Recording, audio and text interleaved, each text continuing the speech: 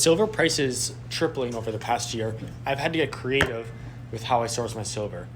So this is a bunch of sterling silver pieces of dinnerware that I'm going to process.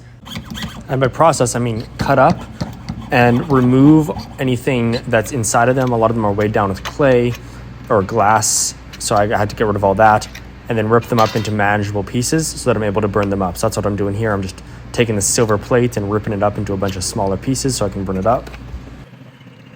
I'll show you how I've done it. It's really thin silver. It's basically like tinfoil almost. So you can just cut it up. On the inside, they're full of clay.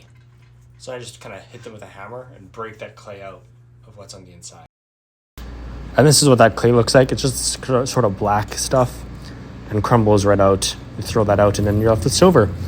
Now I'm going to show you how I turn that silver that I've processed into an ingot. A lot of it is that recycled silver, and a lot of it is also scraps from my bench, maybe about half and half. So that way it's pure silver mixed with used stuff. Here I am melting some silver into the crucible. Some important things to keep in mind while melting the silver is to keep the heat always moving, never let it sit in one spot, keep the heat moving around. Also add borax and then remove any impurities that come to the top after you've added the borax. That keeps the silver really nice and pure before you go ahead and pour it in. Here it is looking, it looks super liquidy, kind of like a bubble. That's when you're able to just dump it in. Then it comes out red hot. I let it cool down just a little bit before I quench it into the water and put it in the pickle to clean up.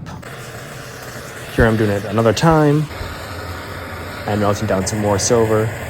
This is kind of like was a candle holder. Now it's an ingot. And again, last time.